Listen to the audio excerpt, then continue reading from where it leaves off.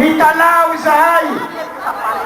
indrindra ho antsika mpanao politika azo lalovina ny firenena, azo lalovina ny hoavy ny taranaka faramandimby ary ampy zay olona atao solona lalandava noho ny kadikady politika anao sy ny tanjona tianao hotratrarina dia amoizina ny malagasy rera aminao zany malahelo ary manameloka an'izany tanteraka zay population.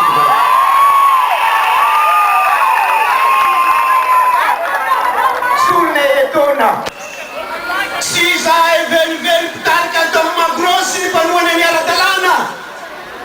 no amono ny malagasy rera aminay ary indrindrandrindra anasorona ny tanindrazana malalana zay mbola malala zay mbola antsika ty satria ok zay ny fialonana ampy zay ny aratsipanahy Andriamanitra mahita ny zava-marineto na miafina ny andoasa mangina ianao Andriamanitra mahita foana fa ny ataonao androany mbola ny taninanao raha bitso